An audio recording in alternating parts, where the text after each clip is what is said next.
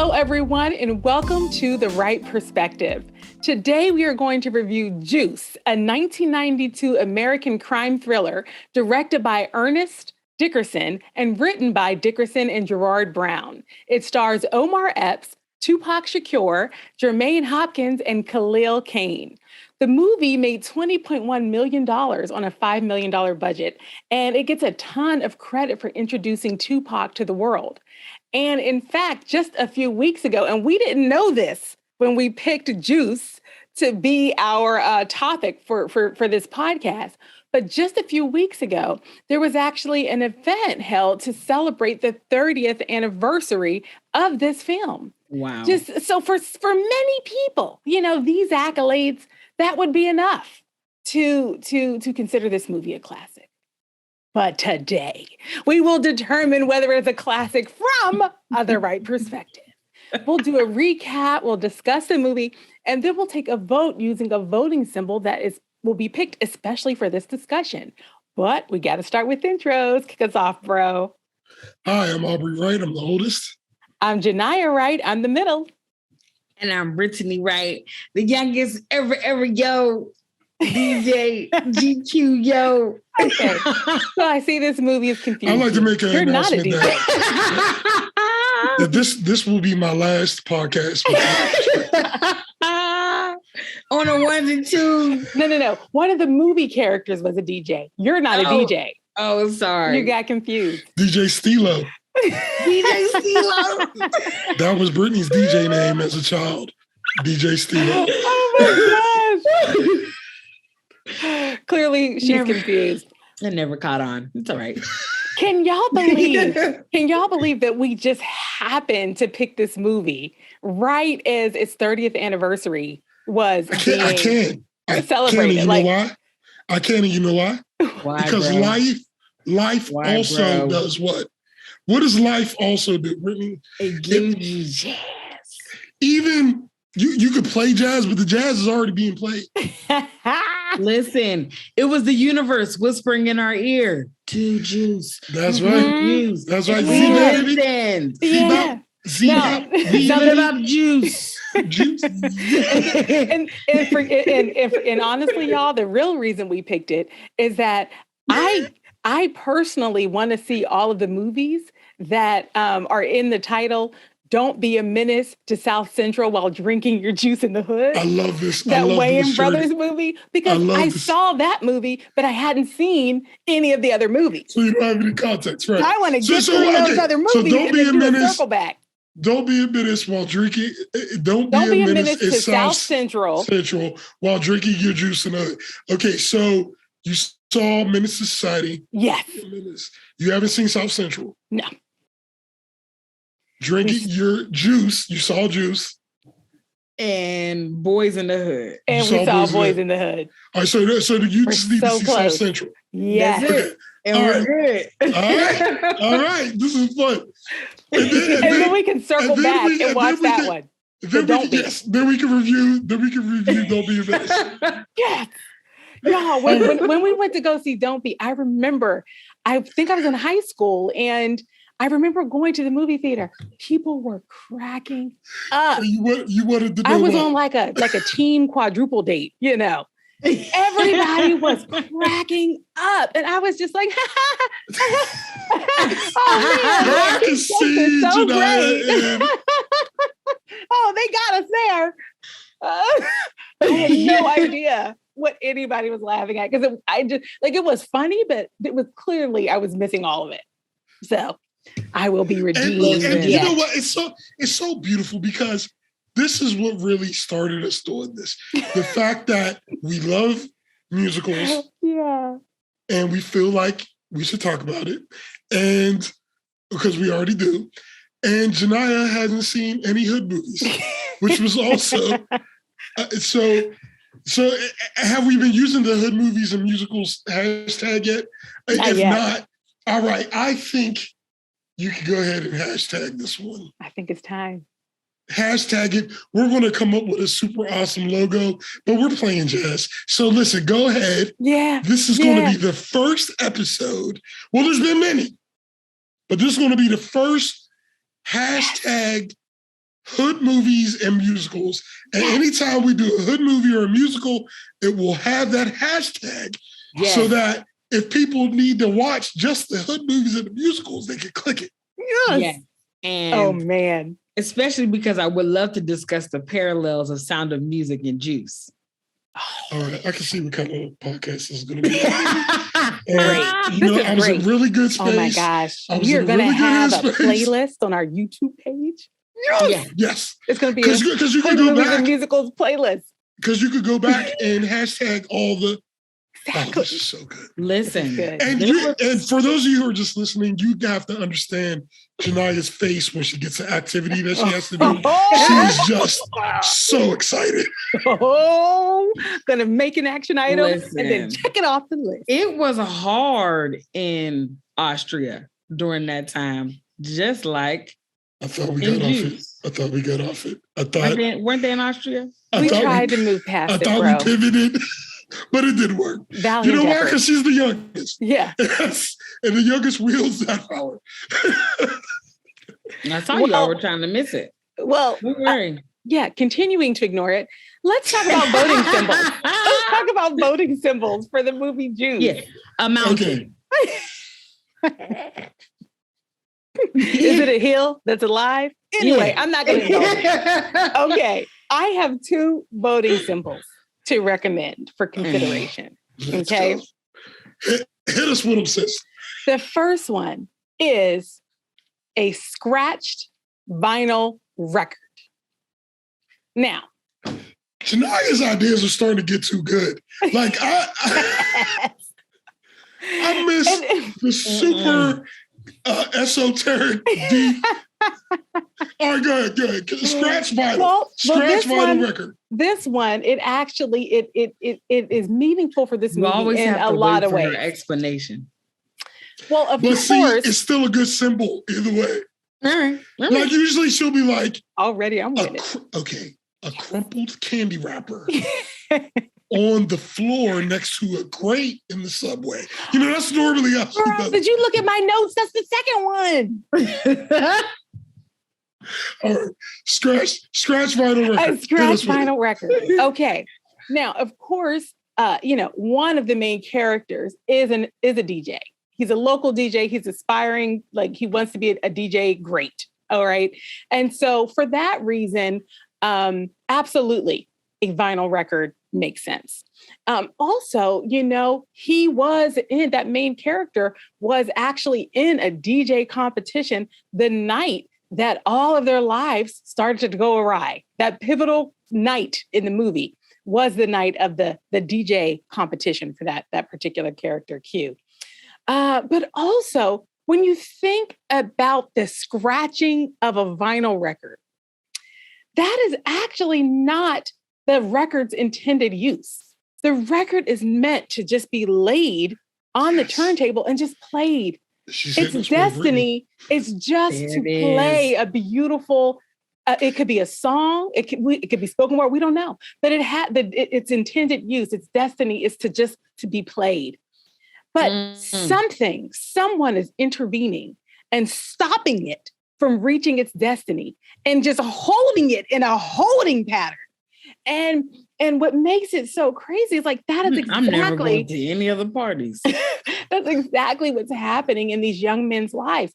You're watching these young men and you're aware of all of the possibilities, and you want their lives to play out as they could. But we watch so many things, so many pieces of context, including very real emotional and mental distress, keeping them from being able to have that, to be on whatever their path could have been.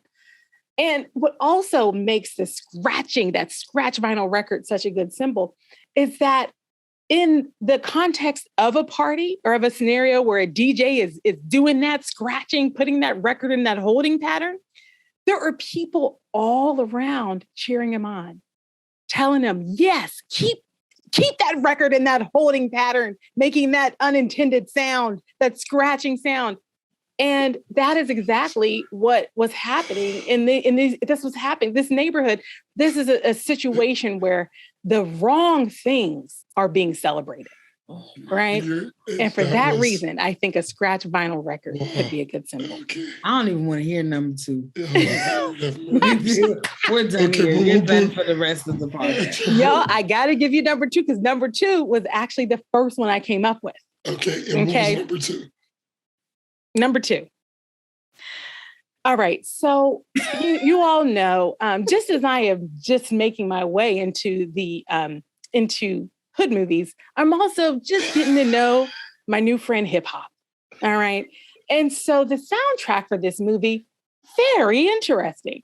I hadn't heard any of these songs. All right. And there was one in particular called Know the Ledge by Eric B. and Rakim. And it's Rakim. And Rakim, that's what I meant to say. No, I didn't know. All right. And this song, it's actually called Know the Ledge, parentheses Juice, which it's the, basically the title track for the movie. And I'm not going to read all these lyrics to you. Maybe we can look at some of them a little later in the podcast. But I would encourage people who don't know this song to look at the lyrics, because the lyrics of the song, they're telling the story of a young New Yorker who is constantly, fighting for respect. Okay. And wondering and hoping that they are, teetering on the ledge just right, meaning doing just enough to get the respect and the cred, but also to be able to survive. Okay. It's like, yeah, I'm engaging in violence and shenanigans. I am. Okay. But I also don't want to die. And you're just, and then there's just a refrain where he keeps saying, let's see if I know the ledge. Let's see if I know the ledge. And he's hoping. He even says at one point, hoping that I know the ledge. And then at the end of the song, it turns out that he didn't know the ledge, because by the end of the song, that pursuit of cred and respect via violence is rewarded with death, because the character in the song is dead by the end. So the ledge, y'all. And then I guess I should also just say that the main character, the final death in the movie, Bishop, how does he die? He's dangling over the ledge of a building. Then he plummets to his death. So the symbol is the ledge. The symbol's the ledge. Those are my 2 recommendations. Well, Janiyah, as always, you have not disappointed. I just rethinking that this movie, you all, I'm once again, my heart, it's so heavy. It's so funny that your heart is heavy, because I felt something so different.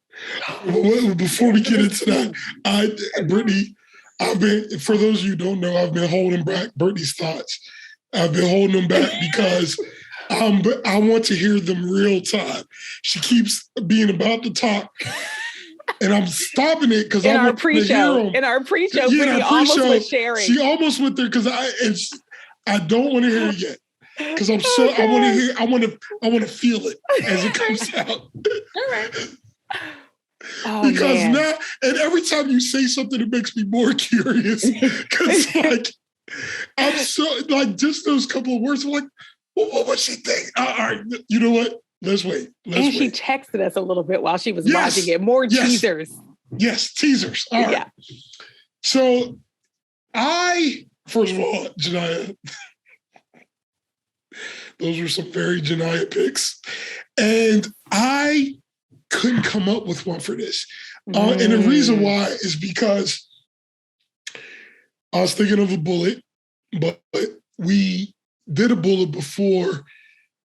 And at the end of the day, and I also thought of a revolver, which drove a lot of this story, but it wasn't it did. But it wasn't what ended it.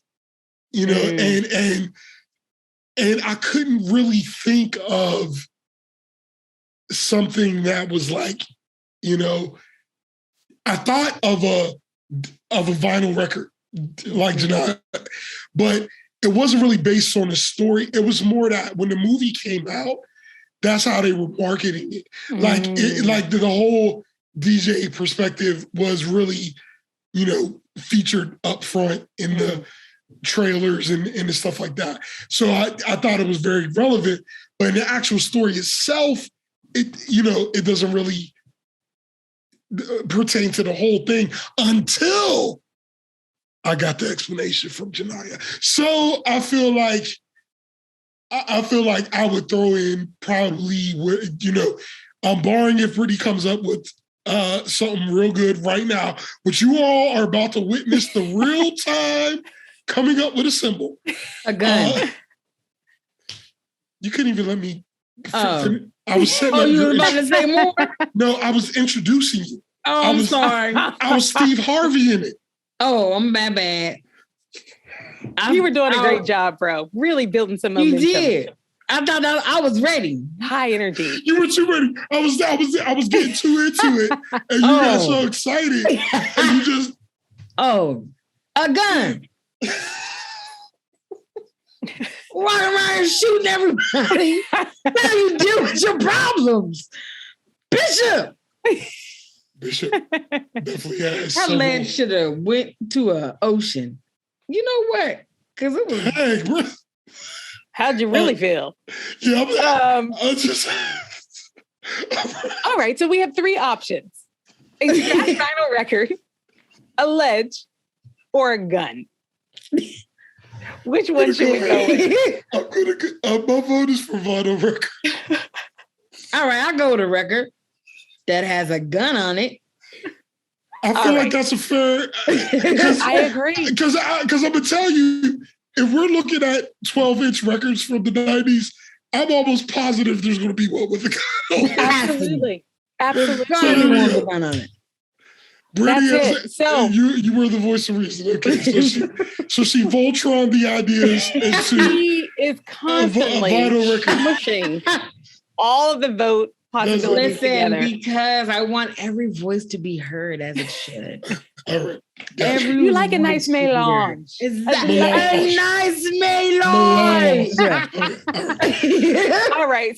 So at the end of this podcast. That's right.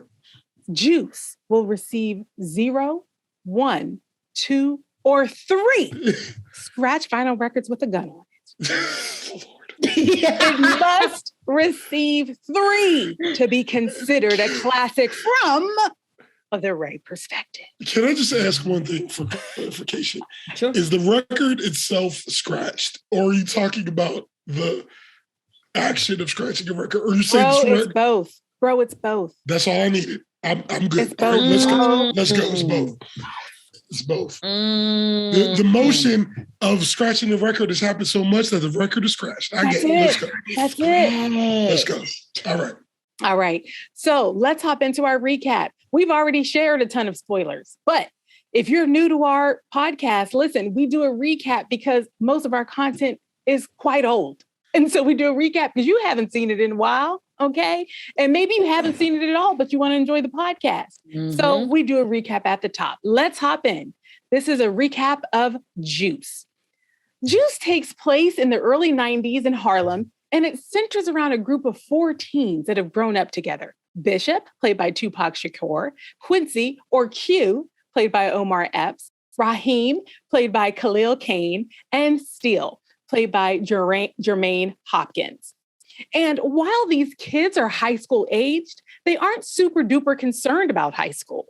It seems like their typical day involves skipping school to engage in relatively minor illegal activity, like smoking marijuana, gambling at a local arcade, stealing records from a music shop.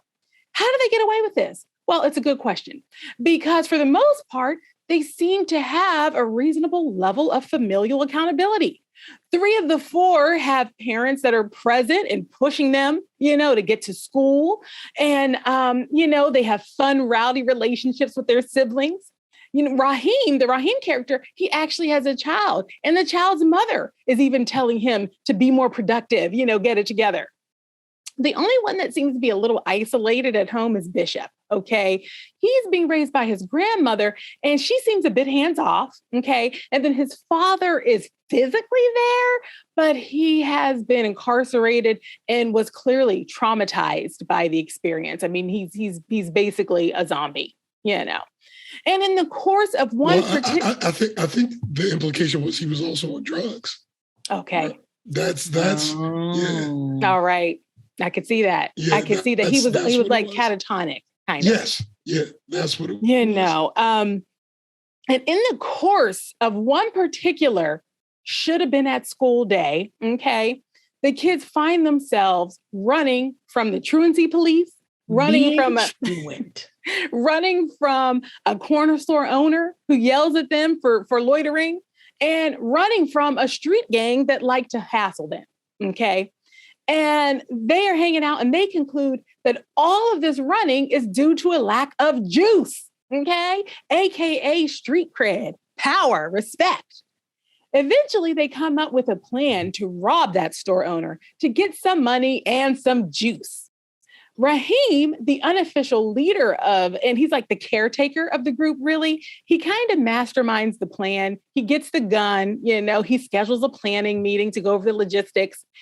Q is not really into it. Okay, partly because he has a big DJ competition that night, but mostly because he just doesn't really care about acquiring that kind of juice. He's not into it. He has an adult girlfriend, and he just seems to kind of be over, some parts of the group dynamic. Still, clearly just goes along with whatever the group is doing. He ain't nobody's gangsta. He's just a fun kid that wants to hang out with his friends, and he's just going to do whatever they do. This adult girlfriend. We got to talk about that. Big time. So Bishop is really the only one who seems to be really into the idea of the robbery. Okay. And it actually turns out that he's actually too into it. All right. The robbery was going smoothly and the group almost had the chance to run out with the money. Okay. And get away with it when Bishop shoots the store owner in the head for no reason. Okay. Well, let me clarify. There was no robbery related reason, but there was a reason. And the reason is that Bishop is a sociopath. I looked up the word sociopath to be sure that I'm using the word correctly, and I am. Okay. A sociopath is a person with a personality disorder manifesting itself in extreme antisocial attitudes and behavior and a lack of conscience. Okay. He don't got no conscience. Serial killer. Bishop had no remorse whatsoever. And within minutes of shooting the store owner, he shoots Raheem, his childhood friend he done grown up with, the caretaker of the group. Okay. He shoots Raheem for trying to take the gun. Raheem is trying to take the gun from Bishop. Bishop shoots Raheem. Okay. Kills him dead. All right. Q and Steele look on mortified and scared for their lives. Okay. In the days that follow, Bishop he kills the gang leader that had been harassing them. And he proceeds to mentally kind of torture Q and Steele at every single turn. Bishop even went as far as to shoot Steele for being disloyal, AKA asking him to stop killing people. Okay. And then Bishop goes about trying to frame Q for all of the shootings that he had done. And Q does not know what to do. Okay. His friend has clearly lost it. And he can't turn Bishop in because the truth would essentially link them all to the first murder of the store owner. And of course, eventually Bishop does try to kill Q. Okay. Q fights for his life. And somehow he manages to get away with only a shot in the arm. Okay. Q is running away. He runs into a building through a crowded party and onto a rooftop with Bishop in pursuit. Okay. They continue to fight. And in the momentum of the tussle, Bishop ends up dangling off the edge of the roof. Okay. Q tries to hold on to him, but he can't. Bishop falls to his death. The party goers had followed the fight up to the roof and they witnessed the whole thing. Okay. And as Q is leaving the roof, one of the party goers says to him, "You got the juice now, man." Q never wanted that kind of juice. And he certainly didn't want it at the expense of the lives of all of his friends. So in the end, it turns out, thank goodness, that Steele actually survived the shooting. So 2 of the 4 friends actually remain. Okay.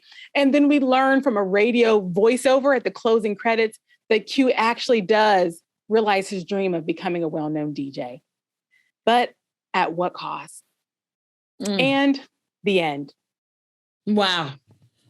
You know something I realized when you were talking is that Omar Epps is Q also in Love and Basketball.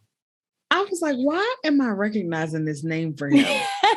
I was like, his name is Quincy. Feel so familiar. In Love and Basketball. I was Okay. like, okay.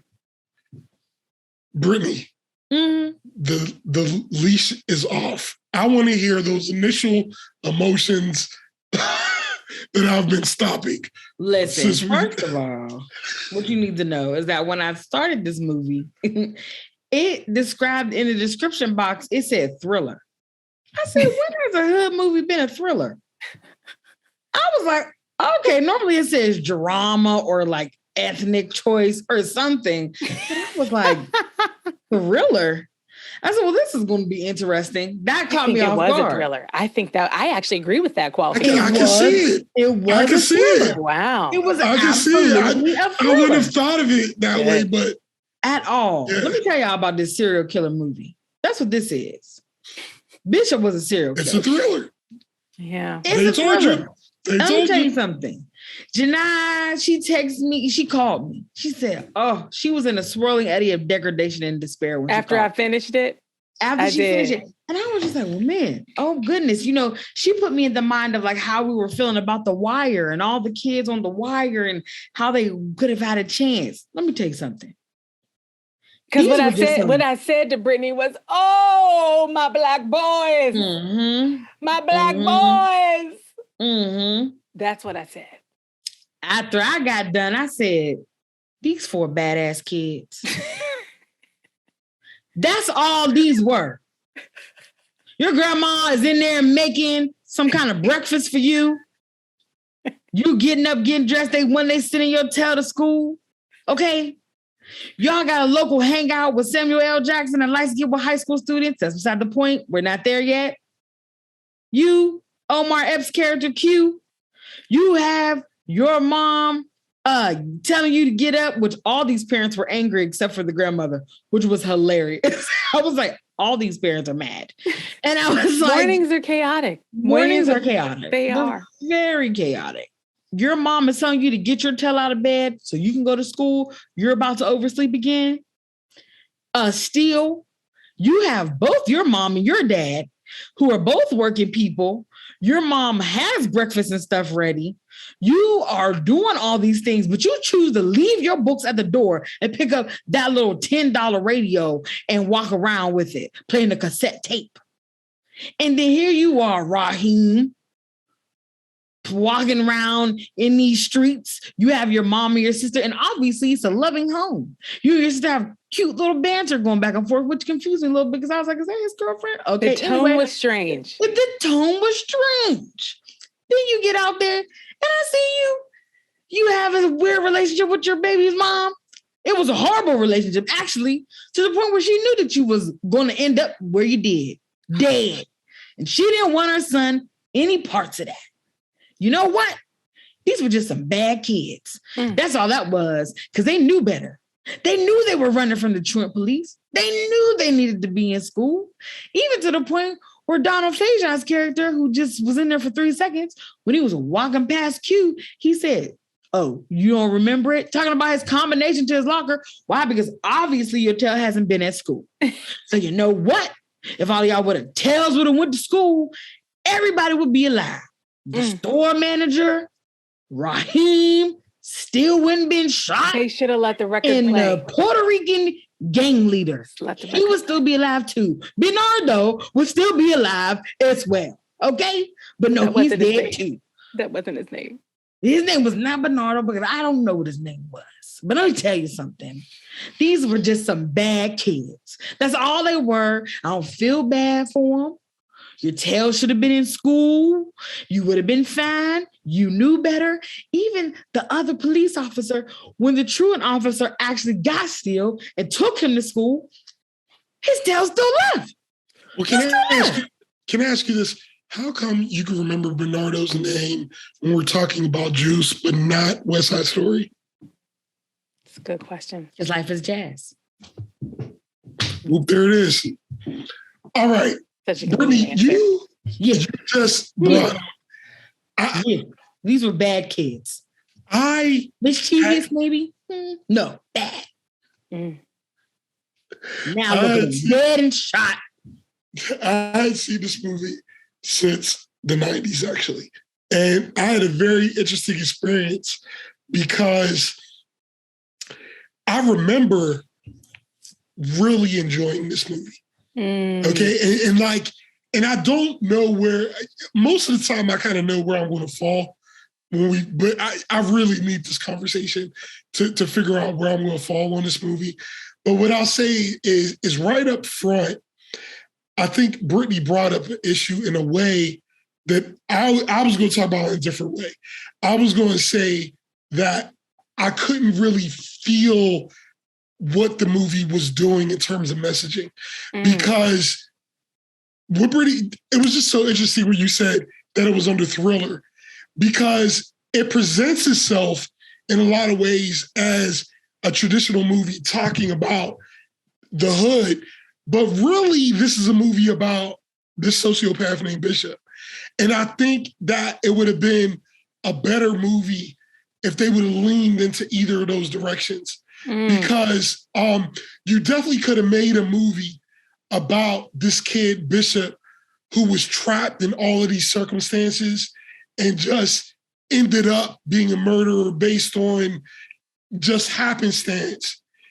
Or you could have leaned into this kid had a bad upbringing and he's a sociopath now and go and really delve into that mental, spiral, like just this, having maybe some scenes of him just in a room by himself, just going crazy. Yeah. But something. Yeah, but it just felt like it was doing kind of both at the same time. And neither one of them really, because what drove Bishop to be a murderer didn't really have much to do with their circumstance. Yeah. You know what I'm saying? But the movie was kind of it's called Juice.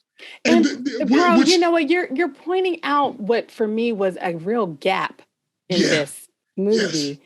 Yes. I felt a gap in that there was early in our introduction to Bishop, when the street gang first came to the group to harass them, to the core group.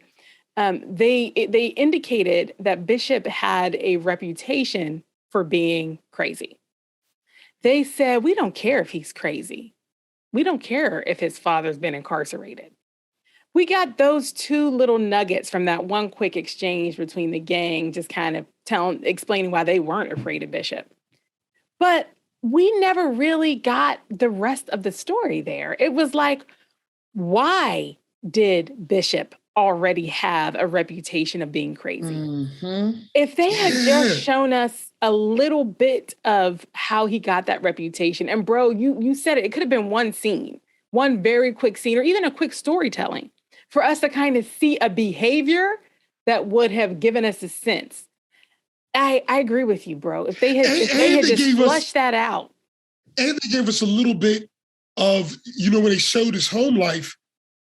So it's like, they gave us a little bit, but not enough. And you didn't flesh it out. Yeah. So but even in that scene where you first meet him with the gang members, you don't get that sense of him being this serial killer sociopath because he is like on the gate and he's kind of standing on the side of the store and he's standing his ground, but he gets more hype when he sees his friends walking up the street. Yeah, exactly. And then he starts to say stuff. So you're like, oh, I immediately was like, oh, okay, his bark is worse than his bite.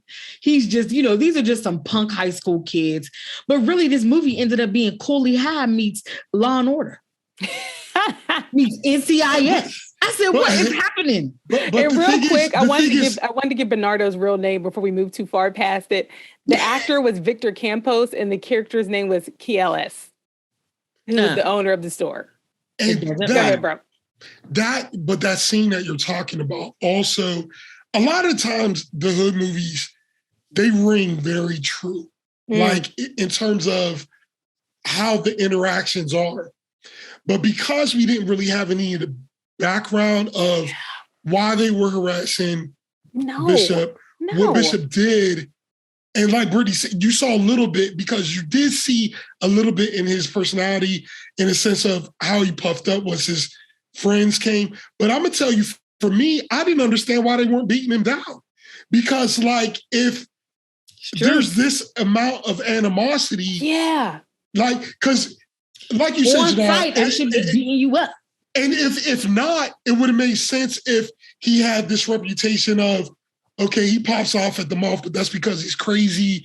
And, you know, like if they would have gave us that, we could have understood why they practice some restraint.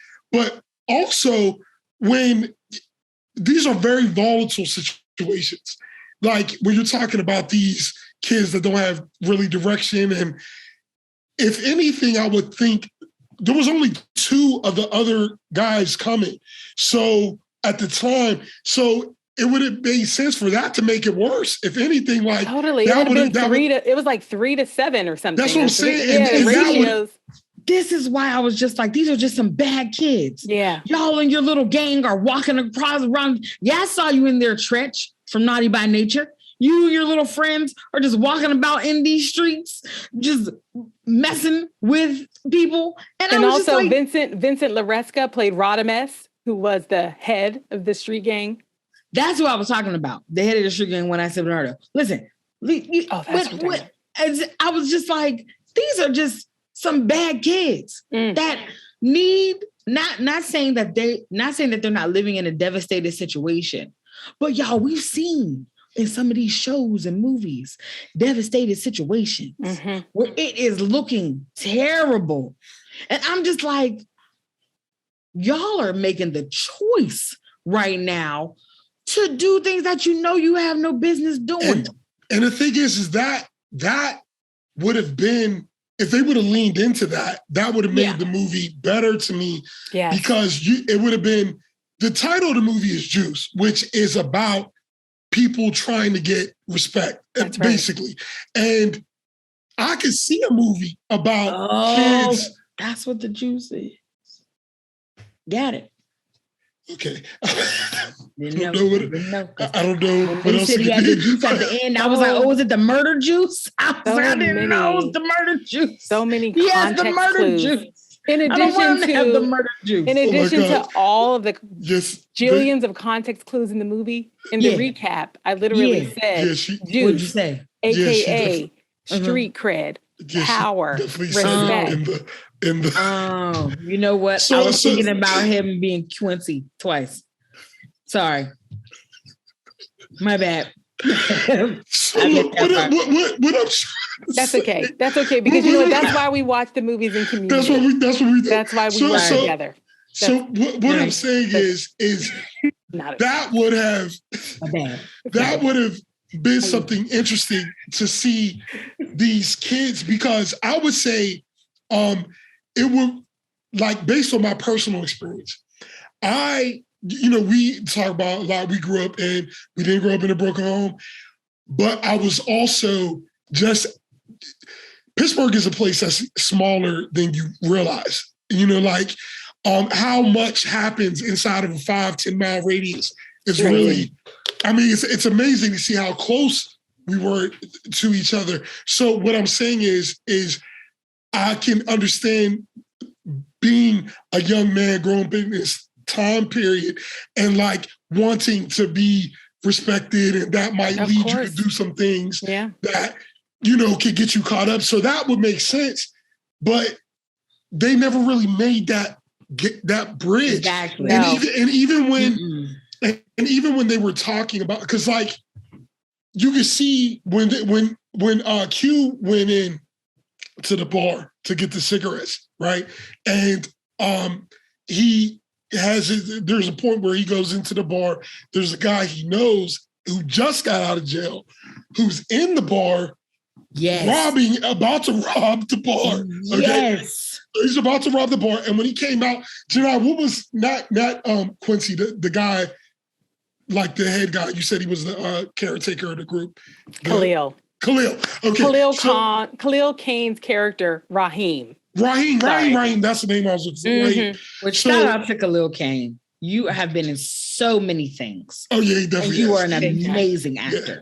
There are certain ones that do not get enough shine. And I actually want to talk about that too, because I think acting wise, they all did great. But before I get there, I want to say that when you look at when he came out, and then Bishop is like wanting to go in there, Raheem was the one who was the voice of reason. Like, no, we're not going in there. And then they go back, they have the argument.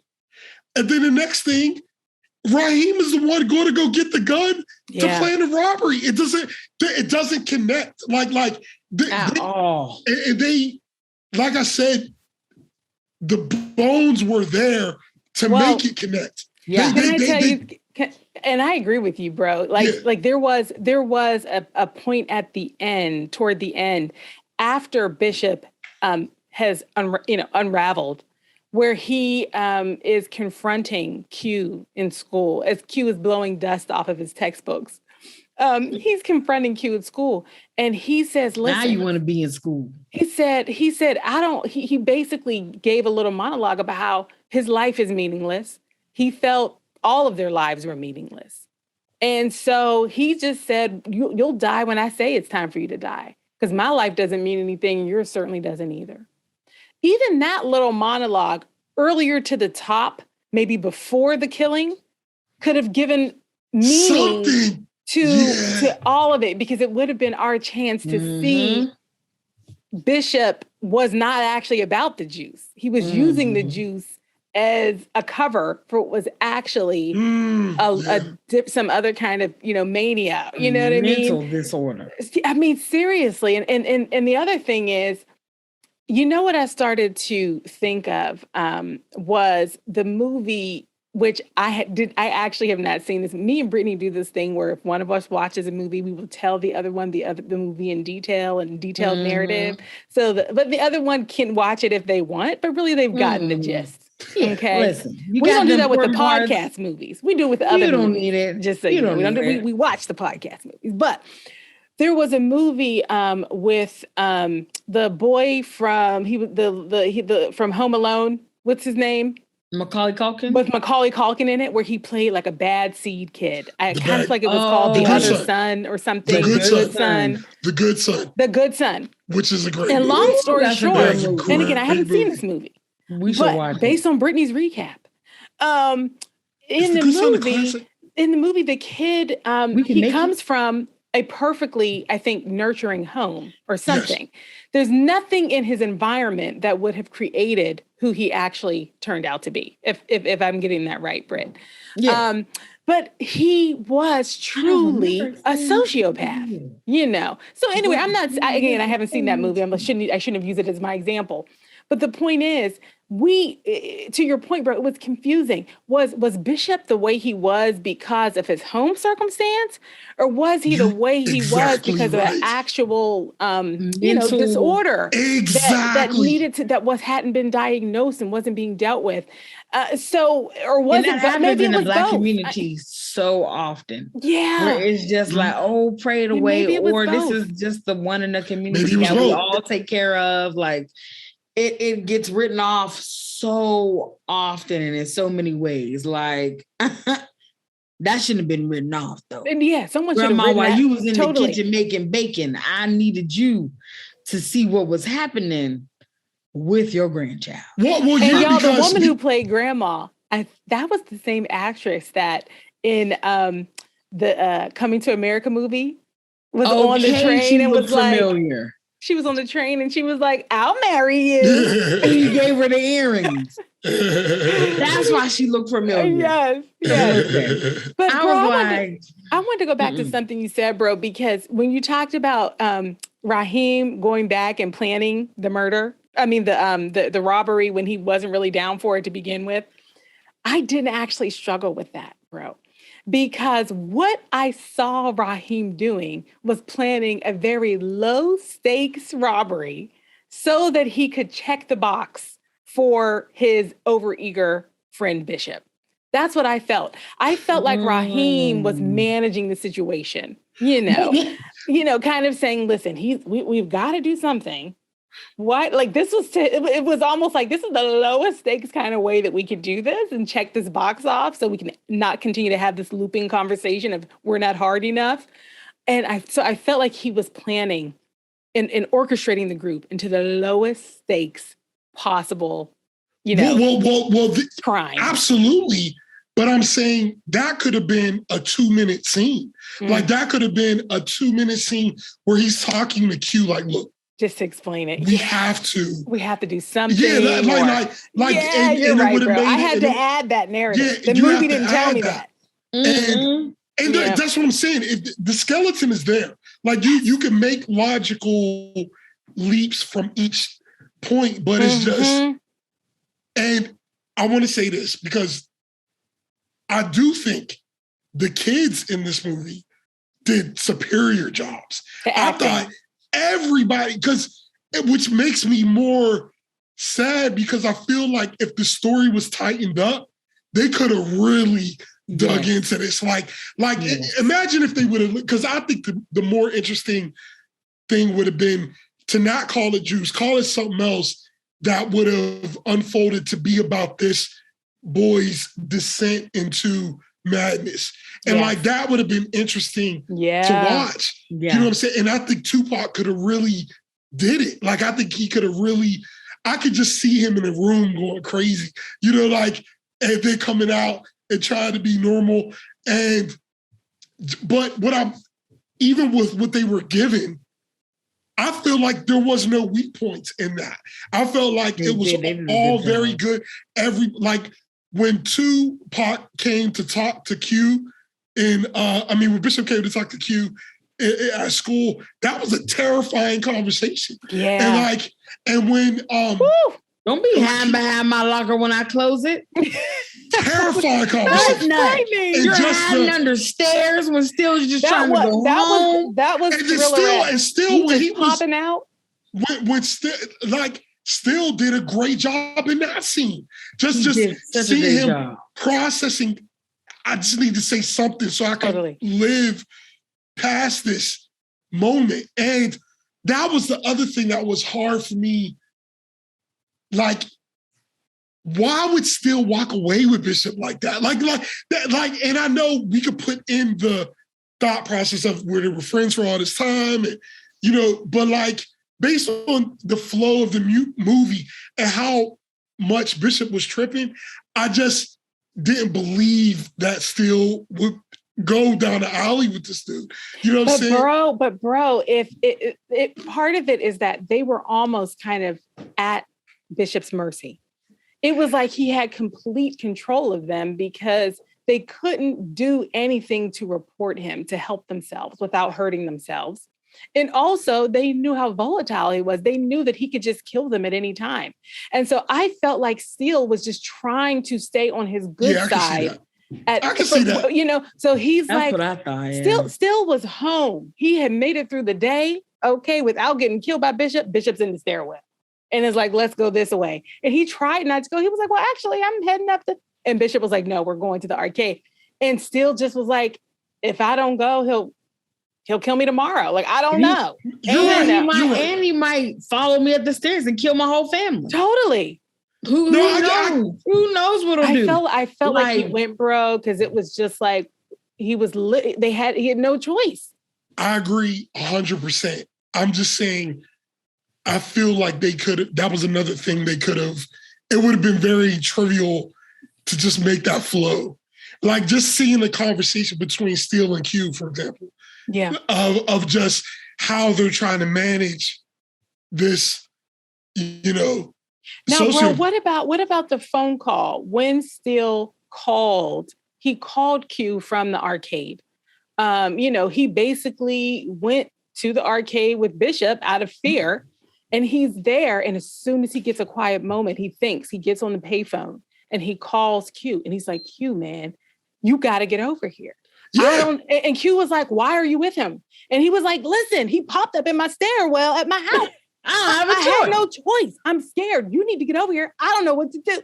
You know what I mean? So that was kind of that conversation. No, bro. you're right. No, you're right. You're right. But was it but it's back to your point of like, what was the right order for that to happen? That's what I'm saying. Like it's just, it's just, I feel like seeing them talk to each other about how they're trying to deal with it all. Yeah. Well, listen, I want to talk about where that phone call was. That phone call went to Q's girlfriend's house. Q's girlfriend is an older woman who was actually married. Well, what? And that was the other thing, Britt. Very weird. Like, I was like, and first of all, maybe she don't know he's in high school. Okay, wait. Go ahead. No, because I want to ask you this because wait, bro, can I make a comment on the other back to the story of these guys before we go to the girlfriend? Yes, yes. Before we go to the girlfriend, question mark, girlfriend, what? Right. On this piece but that about beef and broccoli did look good. It did. When y'all were talking about the actual Tupac's performance. Yes. And how well he did. It was a great opportunity for me to interject a piece of one of my trivia. Hit us with the trivia, sis. So it's time for Jania's trivia. Well, this one is actually pretty commonly known. It's commonly known that Tupac had not intended to audition for this role. Mm-hmm. He had gone to the audition with Tretch. Tretch was auditioning. Okay. Tretch had auditioned. Donald Faison had auditioned. Okay. And he was just there and decided to audition. Okay. And then, so because of the 30th anniversary, Complex did an article, complex.com did an article in honor of the 30th anniversary of Juice. So this article just came out a couple of weeks ago. And there are a couple of really great quotes from Dickerson, the writer, the co-writer and director. And there's a great quote from him about why Tupac won the role of Bishop. He said, a lot of guys who auditioned for Bishop came in thinking that all I have to do is go ballistic and show some anger, and that'll get me the role. But when we found him, one of the things he tapped in on was the pain that Bishop feels. Where does all that anger come from? It comes from pain. It comes from a deep-seated pain, and Pac tapped in on that. That's why he got the gig. And that's the thing he knew about Bishop, that a lot of young men who express this anger, it comes from pain. It comes from a deep-seated feeling of insecurity about them and their lives, and he captured that. And I wanted to share that because that kind of tells us that where Dickerson intended to create was a movie about the pursuit of the juice.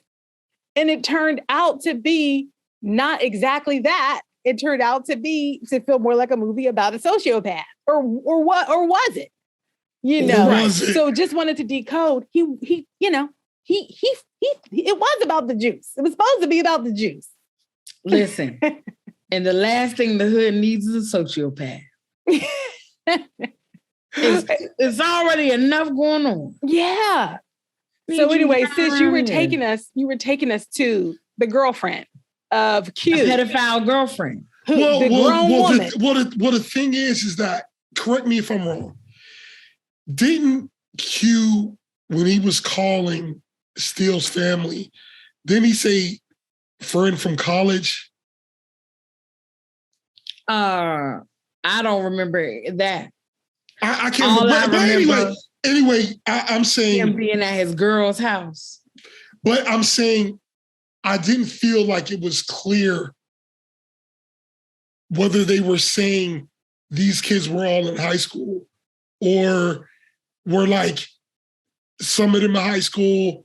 You know, like I didn't feel like I wasn't clear on what age group they were trying. Were they saying these are like 18 and 20-year-olds, or are they saying these are like 15 and 16-year-olds? Also unclear. And it was unclear. And that's because the point I'm trying to make is bringing to what you're talking about. If that was like a community college he was going to, it's a very different movie than if he was going to high school. No. Truant police do not come pick you up, and you are not running. If you miss a class in college, well, that's on you. You are a dummy, and you paid for that class. Yeah. So there's that. When you and also the girlfriend said to Q. That's what I was about to get to. She made a comment about him and his high school friends. Because I said, okay, maybe he's lying. And I was hoping that was going to be like, oh, she thinks this is probably a college. Because, he looks older. He's in his senior year, probably. I'm assuming all this, right? Because we're clear that none of this is in the movie. And so I was like, okay. But then I was like, wait, she's like grown, like married grown, kicking her husband out the house. She's a nurse. I was like, she is a nurse grown, meaning you've been to at least 2 years of school. You are out of the house and he is a child. You are a pedophile. You're in a relationship with a child. Well, and I go as far as to call her a pedophile, but they was having sex. I mean, but I say it. There's a lot of places where the age of consent is 16. Listen. And also somebody being in high school. He could be 20 and be in high school. Look, they didn't answer the question. But that's with somebody that's 20 in high school. That's the problem. I know, but at least you're not a pedophile. That's the point. The point is if this is the case, that this is a, let's say, 24-year-old woman who just kicked out her husband to deal with this high school student, the point is that's a whole movie by itself. Just to gloss over that because it didn't have to be. None of that was even that whole relationship anything to do with really the plot. You sort of say it wasn't even like she was in their lives. They had her house number. But it was strange because it was like it was introducing something, but then it didn't. But then it didn't do anything. It was like not even from the side of, okay, she was a nurse and she has to save one of her life or something. It was just, you have this, if that's the case, you're having a adult married woman leaving her husband for a high school student. That is a big plot point, and we don't need to just be glossing over that at all. With we don't know, a slightly budding DJ career. Shout out to Queen Latifah, you're awesome. Listen, I was just like, is this really happening? And then what also made me go, well, they're just showing these things that do happen many times in these communities. Older people interacting romantically with younger people, and Samuel L. Jackson's character was clearly sitting near the basketball court talking to someone that was in high school. Now we could say, oh, she just looked young. No. That was a high school student. Even inside his place of business, there was another young lady he was talking to, and I was like, this is a child. I was like, okay, what is happening in this movie? What is juice? I will tell you, the Samuel Jackson character is one character that was a side character that I thought they completed his side character arc. So the girlfriend, it was like you started to wonder whether they just put Q's girlfriend in there so that somebody could recognize Steele at the hospital. It was almost like maybe that's why they shoehorned her in there. But they could have did that any number of ways. They could have done it any number of ways if they just wanted to have Steele be able to make his the admission in the hospital. It could have been one of the moms. It could have been the sister. It could have been the dad. Totally. It could have been Q's girlfriend. Q's age-appropriate girlfriend who just happened to be at the hospital. That volunteers. Or was a clerk studying, Intern, anything. I thought that Samuel Jackson's character, his name was Tripp. He was the we don't know if he was the owner. He was the owner manager of the arcade, kind of, but he was also the guy who he was basically the guy that knew what was going on. in the neighborhood. He had the pulse. He was the guy that had all the information before anybody else. And he was also the person you went to if you needed the hookup, or the person that you went to if you needed a message out there on the streets. So he was that guy. And they introduced him in a high level way, meaning he was just present as the proprietor of the arcade. They circled back, gave us a couple of minutes to get to know his personality, to get a sense of how he interacted with the community. And then at the end, they gave him some meaningful interactions. They had a Bishop's character send a message to the community via Trip to kind of start to set up Q as the fall guy for all the murders. Right. We also had Q go to Trip at the end to set up a meet with Bishop. And so I thought, gosh, that's how you make a side character work from a story perspective. They didn't do that with the girlfriend. It was just, she made no sense. She was extremely, that character for me was very problematic. I was just like distracting. Because you're like, this, if this is what's happening, this deserves more attention. Yeah. Like this is not an issue. Like if that's what you're all trying to say. Yeah. Like if so, the fact that they never cleared that up was a major opportunity in this. And also, at least they're a high school student that's going to class, because he literally was at her house and it was almost 10 and she was like, oh, I gotta go to work. And I was like, girl, you should encourage him to go to school. I mean, if you're going to date him, at least tell him to go to class. Can we say this though? Like, there are stories that they could tell where it wouldn't be that crazy.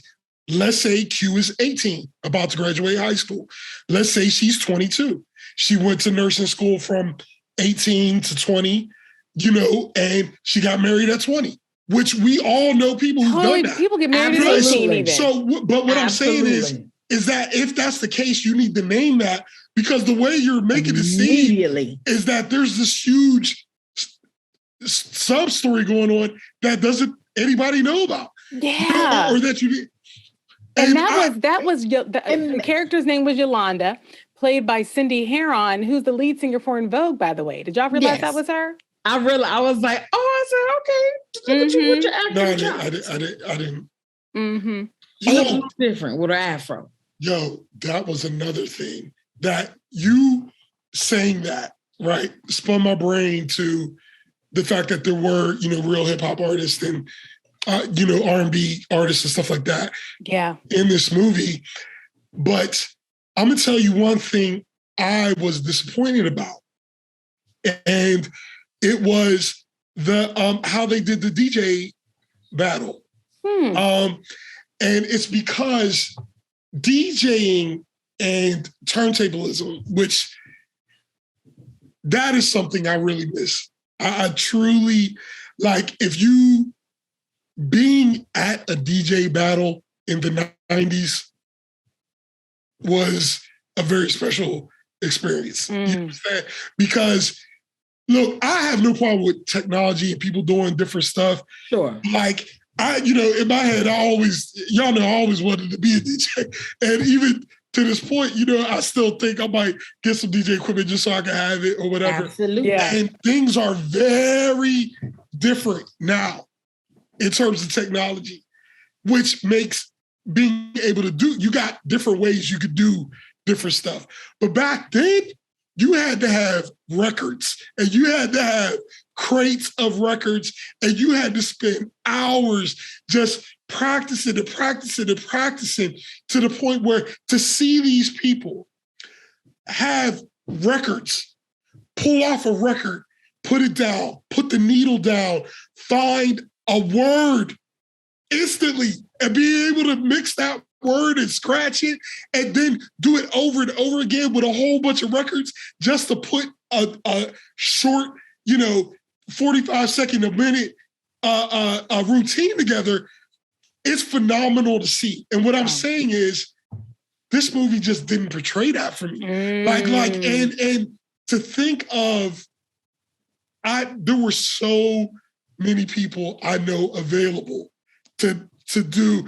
I know people who would have been better at the scenes and I'm saying with the DJ scene, even your face doesn't even have to be in while you're, they could have just showed the hands and had a real person actually doing it. Wow. You know what I'm saying? And even when he went to see Queen Latifah, I forget her name in the movie, but Rough House MC. That was her name, Rough House MC. Okay. Mm-hmm. So when she played the tape, it was like he didn't even do nothing yet on the tape that would have warranted her being so excited. And the thing is they could have had that. Wow. They could have had somebody do something on that tape that was like, because back then getting a DJ tape wasn't just about the songs. It was about what the DJ did with the song.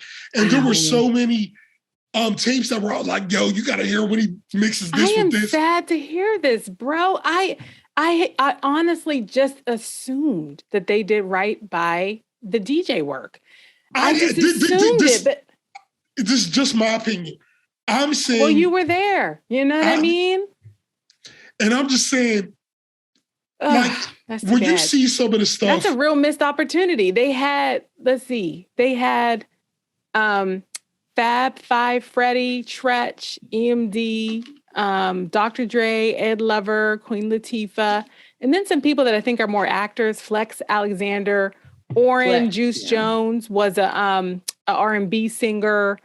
Of course, Donald Faison was there. But just to your point, bro, there was so many musicians. I mean, look, I'm saying... But Queen Latifah, she knows. She would have known. I don't know the restraints on that, but going to a DJ battle is like this. First of all, even the structure of the battle didn't make sense. Why would Q be battling the champion? And even if he was, he wouldn't be the champion yet in this battle because, so Q wouldn't have been the challenger. They both would have been challengers. And because they're in this bracket of the DJ battles, which would get smaller and smaller until you had the top two. So you had the battle, yeah. But he won a round. But what I'm saying is they called him a challenger, and he wouldn't have been a challenger unless the way the DJ competition was set up was that the champion didn't compete at all. So they could have did it where there was a bracket that everybody else was competing to be the challenger for the champion. But if they're both in round one, they're both challengers. You know what I'm saying? Because they're both at the beginning of because it wouldn't make sense for the champion to get knocked out on the first round if you're calling him the champion. And the thing about DJing is or turntablism is when they were you would hear stuff. The whole point was to make up something that people didn't you're putting together things. I remember this one DJ battle I went to, and this dude was killing it. He would just bring he was bringing in all these different records, and he was just killing it. And at the end of it, he puts on his last record. Remember, they got to physically do this as well because they got to put it on this record and, you got to put the needle down at the exact right place. Imagine how much you got to practice to put the needle in the right place on the record. I mean, and he put it down and he's just scratching it like Janai talking about. You can't really hear what it is. He's scratching, he's cutting it up, and then when he lets it go, it's like, won't you be my neighbor? It was Mr. Rogers. The crowd went crazy because nobody's expecting you to bring out Mr. Rogers in this battle. You understand? I love it. It was just an opportunity for the people who were a fan of that art to be really impressed. and you would have had the best of the best there. Yeah. You know what I'm saying? I do. So that was like a real. Yeah, it's like when you watch Love Jones, you also are like, oh, those are some good poems. You know what I mean? So it's like, exactly. It's like they had a chance to honor that art. Yeah. And it sounds like they missed it. That's such a beautiful example. Yeah. That's too bad. That's too bad. They didn't do any tricks at all. Like they didn't. I mean, they were scratching, but like. What about when Q was in his bedroom really dedicating his time to his craft? I thought he was really doing something. No, I think he did good. I think Omar Epps did. Said the internet said he really studied. He hadn't DJ'd, but he had to work hard to be able to portray that. And he looked like a person who had been practicing for a few months. Yeah. But what I'm saying is when you see real turntablists, when you see them, it's like you have been in the basement somewhere for years. Like there's no way. It's just like there was this. I'm gonna send you this. I wish we could just pull it up, but I'm gonna send you this a clip of this DJ. He's one of the biggest. He still is. His name is Scratch Bastard. And back in the day, he had this routine called the Imperial March. And the Imperial March, you remember on Star Wars where they played the song, it's like dun dun dun dun dun dun dun. Yeah. Right. So Scratch Bastard had these two records that were not that, but he was so good that he was able to make the tones of those records play the Imperial March. So it's like, when he's doing it, it's like and the crowd is going crazy because that was the whole this is the last thing I'm gonna say. None of those routines that they showed would have won a battle. That's all I'm saying. Wow. And bro, the link that you just referenced, we can put it in the comment section. Put it there. Yes. We'll put it under the YouTube video so people can find it. Yeah. Oh my gosh, that's so disappointing. So bro, let me ask a question. This is for both of y'all about the soundtrack. Now, again, I tried to go back and listen to the songs on the soundtrack. It was tricky, and so I ended up just, going through a couple of songs that I knew, were core to the story, But so how was the soundtrack received at the time? And then to both of you, how do you feel about the soundtrack? How do you like it? Is it good? Is it strong? I'll list out some of the songs. Uptown Anthem, Naughty by Nature. Is It Good to You? Teddy Riley. Enough Respect, Big Daddy Kain. It's Going Down, EPMD. He's Gaming on Ya, Salt and Pepper. Flip Side, Juvenile Committee. By Raheem, Does Your Man Know About Me? I say these names. Know the Ledge, Eric B. and Rock Him. Sex, Money, and Murder, Pooh Man. So you want to be I can't see what the end of it is. So you want to be a gangster, okay? And that is by Too Short. Don't Be Afraid, Aaron Hall. Shoot 'Em Up, Cypress Hill. What Could Be Better, Bitch, Son of Berserk. People Get Ready, the brand new heavies. And this was also at the time when music came out and we were cherishing the physical tape. Yeah, you had to have the movie and the soundtrack. It right. was so was this a treasured soundtrack is my question. Well, everything you're saying, those are, from what I've heard, those are all famous people that you just named. Because I know their names, so they have to be famous. Because I am not a hip hop head.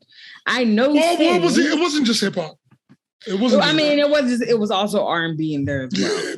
So I know those names. But I don't remember any songs from this serial killer movie.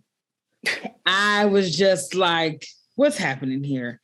He's dating a woman that is married. The kids are not going to school. He's shooting everybody. I couldn't pay attention to the soundtrack. I don't know what was happening. I heard it was there. I know that there was some rap music. To me, in terms of the soundtrack serving the movie, I thought it was good. Well. I thought they. Mm-hmm. I don't remember any of the songs, but I don't remember going, "Oh, that shouldn't be in there." No, all of it sounded on point with the movie, but I don't remember any of the songs. And I know we already talked about this, but Brittany just when she's saying that, it just makes me mad because that would have been an interesting movie, like about if they just straight up made it like this, this guy who's really a serial killer, but he's hiding it behind being this hood dude, but really he's just a sociopath. That would have been an interesting movie. We should make that movie. Does that movie not exist? That would yes, it does. It's called Juice. Because there's never, well, I'm just saying, if that's what they were leaning into, because there's no other movie like that. Like that I could think that of. Movie. You know what I'm saying? Called it. That's for our listeners. Candyman a serial killer? Huh? Was Candyman a serial? Wasn't he killing people? No, Candyman was. It's a horror movie. Okay. You know what I'm saying? All right, different genre. Okay. So that's a different genre. There are hood horror movies. Yeah, but like to be like this thriller, like that would just be interesting, man. Just putting this sociopath in a circumstance where people are killing each other anyway, and like that would have just been, and like you can even have a cop trying to figure out.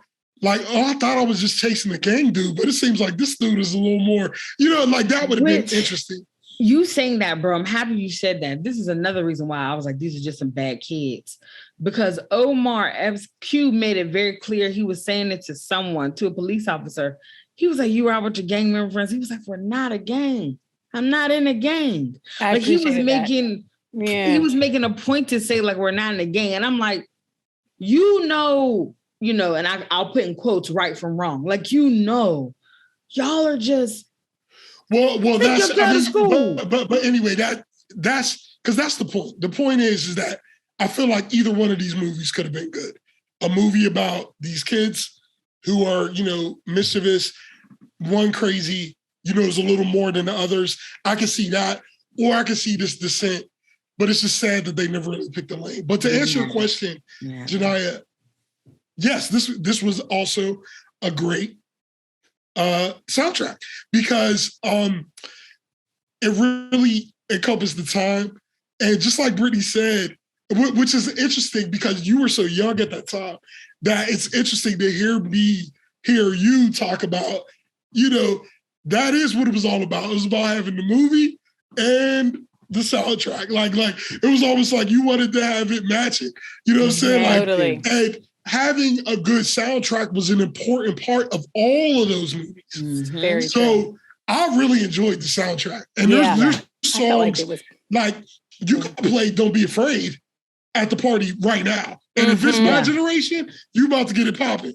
Because that's... Wait, is that Don't Be Afraid? That one? Yeah. Don't be afraid. Don't be afraid. That's my jam. Okay. Because like a lot of people say whatever about New Jack Swing, but I love New Jack Swing is great. Well, can I tell you? Great. Can I tell y'all? James is constantly saying, "Don't doubt the clout," and I thought it was just a super corny thing he was saying all the time. Right. Turns out it's a lyric from this song, and I was like, "How many of your other sayings actually are cool, but to me just haven't resonated?" He's always talking about don't doubt the clout. And I'm like, I do doubt your clout. But I see now that I was the one that didn't have the clout because I didn't know that was a song. You didn't have the juice. I didn't have the juice. I still sit here this very moment without adequate juice. You need to get some juice. What is going on? Oh gosh! But yeah, I figured that was a good soundtrack. Did we do the right thing? No, we've done no Spike Lee. We got it. We've done no Spike Lee. We need a whole Spike Lee section. I'm going to make sure that's on the content planner. Well, yeah, put I've it seen because that one at least. I've Brittany seen every Spike Lee. When Brittany talked about him grabbing the stereo, it made me think of Radio Raheem. Oh, Okay. yes. So- There's gonna be so much to talk about. So yeah, so So- definitely put that. Mm-hmm. I want, and before because it feels like we're wrapping up, but I wanted to make sure before we wrap up that we do the actor that plays Steel. Mm-hmm. What is his real name? Yeah, what's his name? Because he did a great job too. And I was thinking he's played a couple of tragic Jermaine characters. Hopkins. Jermaine good. Hopkins, listen, sir, you do not get enough shout out credit for what you do.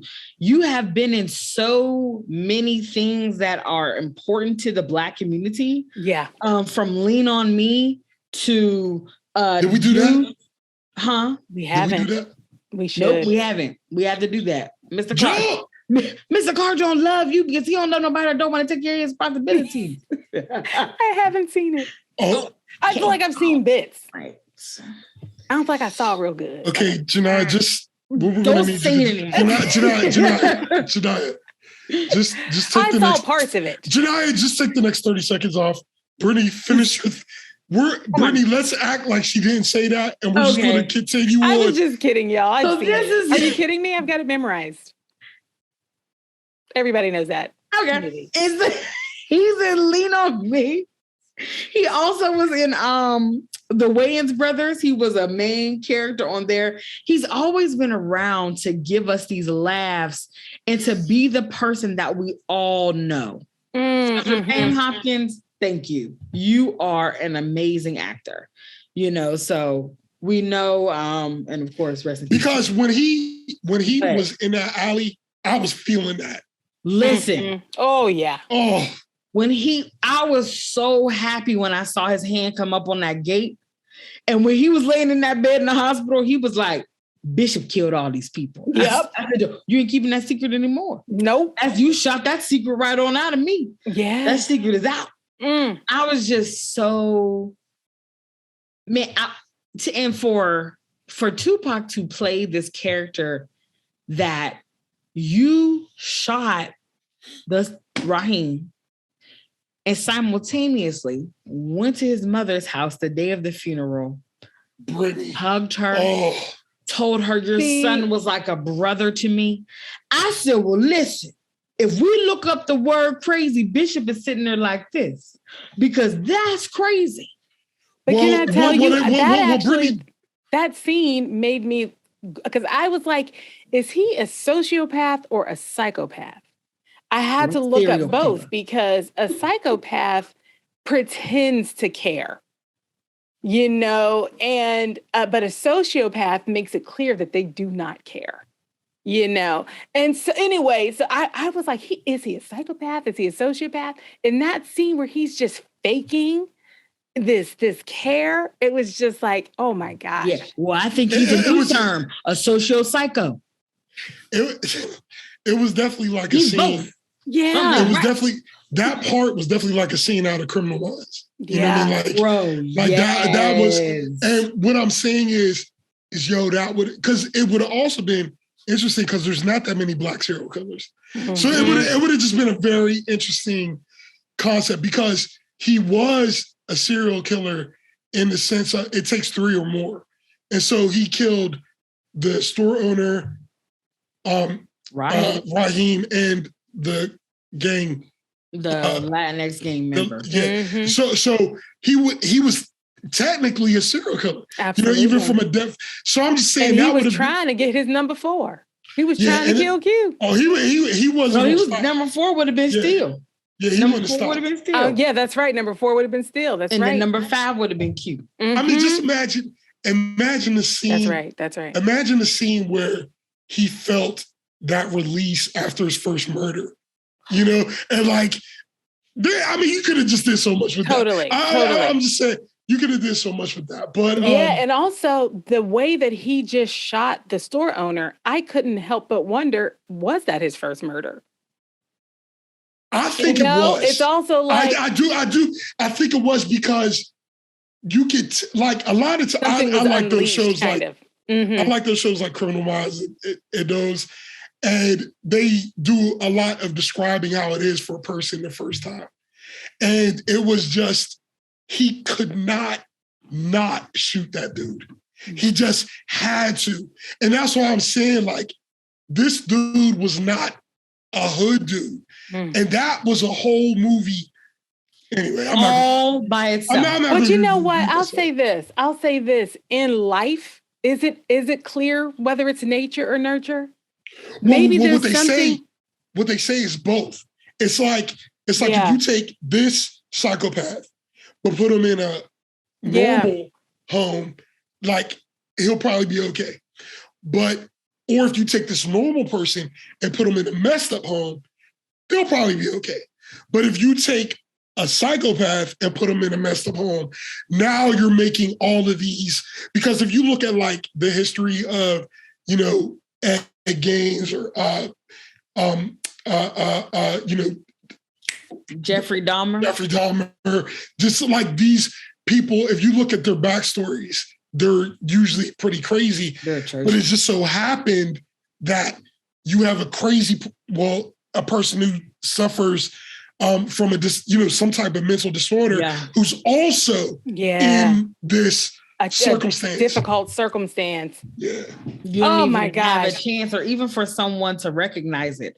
That's and I feel like his boys recognized it some way, but they're kids, right? So they don't know that, man, my friend needs some help. They're like, man, you're out of control. Because it goes back to what you said before of we're not even that conversation to even recognize mental issues doesn't even really exist. It doesn't. Yeah. That could have been a whole nother. Totally. Well, you know what though? Maybe, and we're saying movie. You didn't make it clear what this was. Was this nature? Was like what story were you telling? But maybe that is the way it goes. Maybe the movie did a good job of just naming. Gosh, there is a convergence of so many things here, and the work has not been done to figure out what happened. But now all these people are dead. Like maybe the movie didn't need to tell a linear story of, you know, and what it actually did was maybe, maybe the story is that it's so unclear. And now we'll never know because Bishop dead, and it really it's like another tragedy of. It picked us up and dropped us in the day of the life of these kids. Like that's what it did. It was just like, oh, I'm dating this woman. Oh, my dad is like staring at TV on drugs. Oh, we're skipping school. Like this is just what we do on Tuesdays. Like we're being dropped in. So we're like, hold on, wait, what? We don't have all the pieces. And you know what, sis? That is why I'm conflicted about the movie because, well, first of all, it feels like we're about to vote. Do you have any more factoids? I have a couple more things real quick, y'all. And as we're talking about this nature versus nurture piece, that scene in the apartment where they were hanging out, and Q and Bishop had their kerfuffle. What was actually on the screen was a gangsta movie. You know, and I was like, what gangsta movie was that they were watching? You know, and I always think about that. And we talk about that a lot on this podcast about how, you know, it's like that chicken and egg push and pull of like, we need to document life. But when someone is watching that documentation, or there's something that's been inspired by real life that has a ton of violence in it, we are also then sowing a story of violence into that person's mind and heart. And if they are impressionable, it could be the beginning of something. And just that chicken and egg. And I'm sitting here watching, these young guys were watching these gangsta movies. And I was just like, God, what movie was that? I looked it up. And it was a movie called White Heat. And it was frankly about a person who was a gangster who ended up becoming he was a psychopath. He was actually a psychopath with mommy issues. Okay. And his psychotic devotion to his mother was the only thing keeping him sane. And then she dies, and then he completely loses it. And so he essentially unravels. And that scene that they played in the movie was like his big unraveling at the end, where basically it's an iconic scene where he says, "Ma, I made it to the top of the world." But what's actually happening is that he's being shot by the cops. And because the cops are finally taking him down, but it's after he's apparently been awful. Like, I haven't seen the movie, but I just thought it was interesting that that they made the choice to show those young men watching that gangster movie. You saw I had text that like, this is where they're getting this from. Yes, you did. They're watching these gangster movies. And you think about so many of these movies that many of them reference a lot of this mob type life, this mob type of, because mob stuff is like you sleeping with the fishes. Mob stuff is, I'm killing you and your lineage so you all don't exist anymore. Like, that is the type of mentality. Yes. And then so you're putting that on these children who already are at a disadvantage, because of circumstances that were out of their control, but then add on to that mental instability. It's like, we're creating a recipe for disaster. Yeah. And bro, I have to ask you, because you were, and I will tell y'all, I didn't have time because I wanted to get some factoids. I didn't have time to grab them. But I was trying to figure out like how much that mob, everything Brittany was just talking about, all of that, how that culture has influenced hip hop. And I was talking to James about it, and he named several hip hop songs that were referencing mafia storytelling. And so I had done a Google search that was like rap songs that reference. What's the hell stopping you? Yes. It was like, I Googled like rap songs that reference the mob, or rap songs that reference mafia culture, something like that. And there were so many articles that came up. I didn't get a chance to get into it. But the point is, there's documentation out there that's making that connection that you were raising in your text, sis. And bro, I was just wondering, did you watch those mob movies? Because again, black kid in the 90s, black boy in the 90s, Well, I think that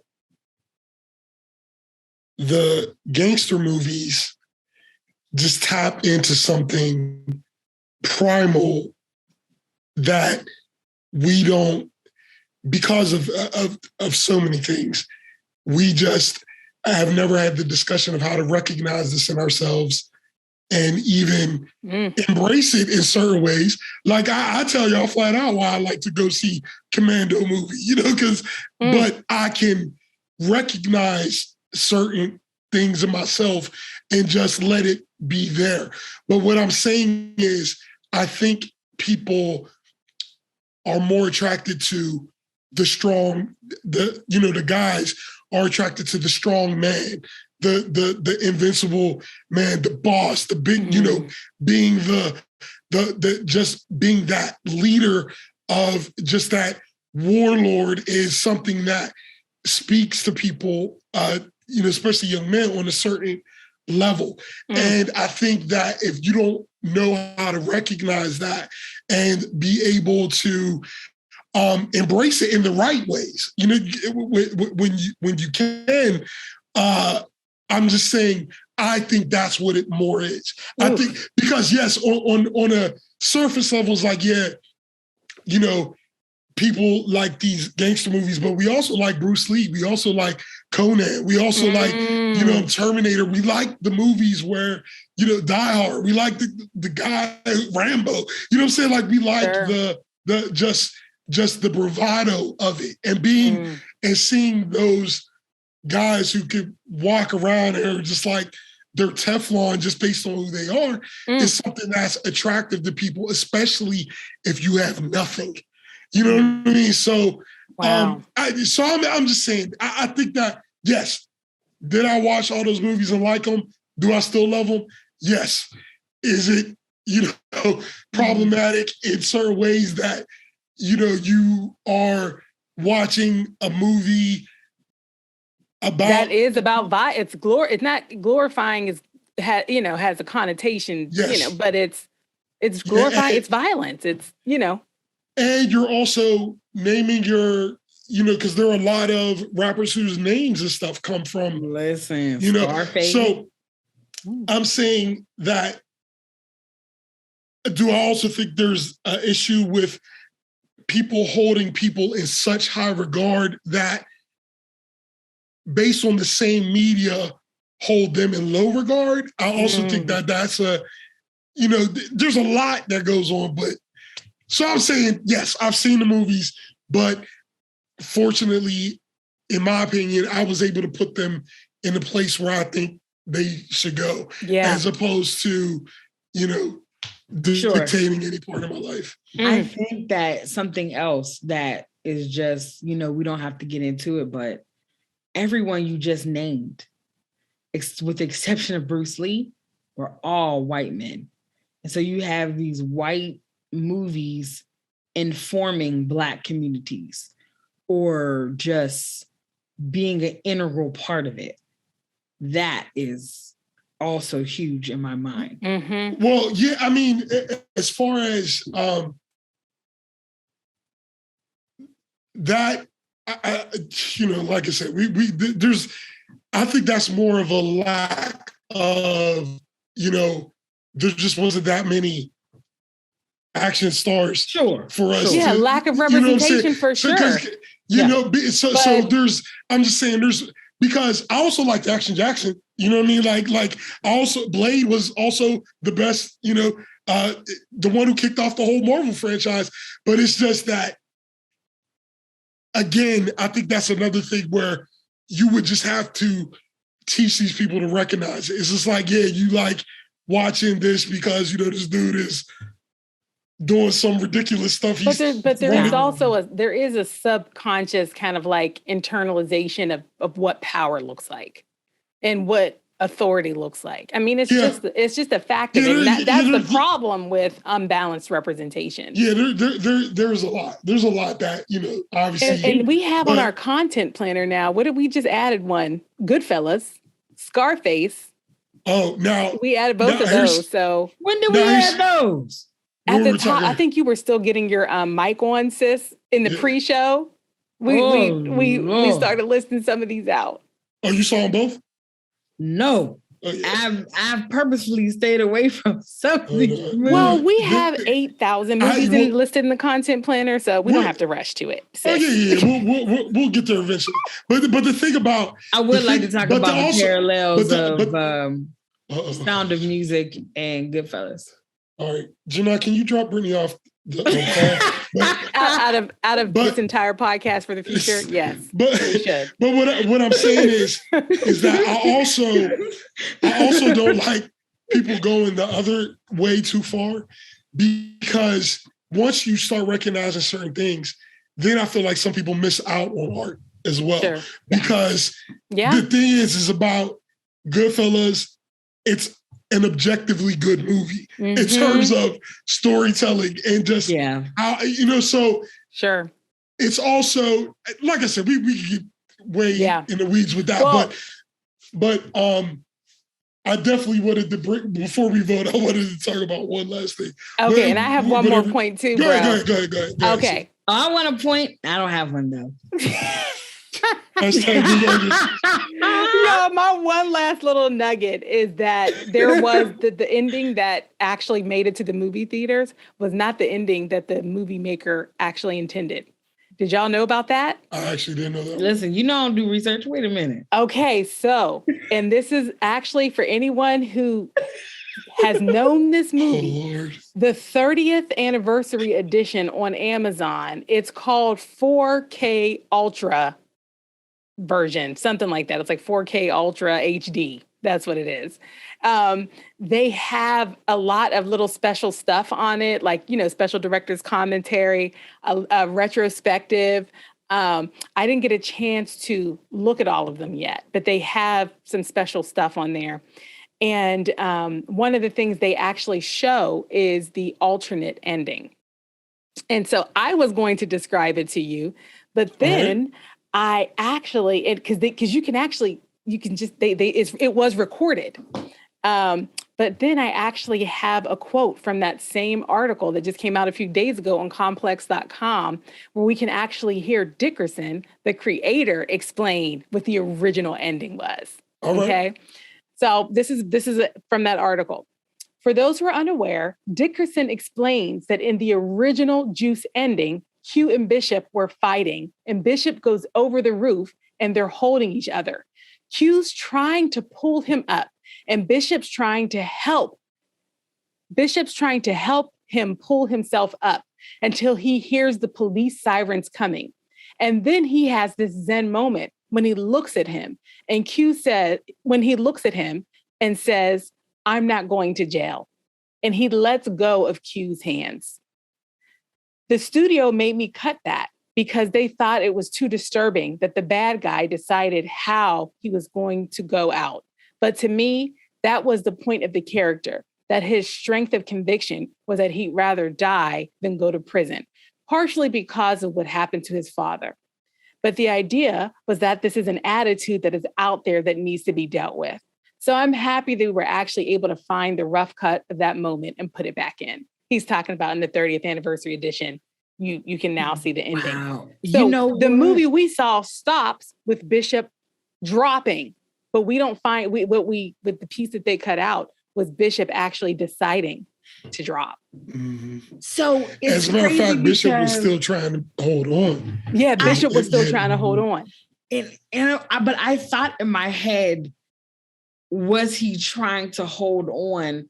But I didn't see him like swinging his legs or reaching for anything else with his other arm. And in my mind, I was like, I was literally saying to myself, Bishop is going to let go. I was like, he's going to let go of Q's arm. I didn't see that at all. I was like, I felt like he was grasping. Well, listen, all I was thinking was that's what a serial killer would do. Serial kill yourself. So I was just like, you know what? Well, I mean, the thing is that a lot of times that's how it ends. Oh gosh. I could see it. I like that other ending. I gotta say, I prefer it. Yeah, it does. I would have liked to see that other ending. Yeah. I prefer that. Yeah. And that would have been more the side of something I think like the hood dude would do. That would have made it the Juice.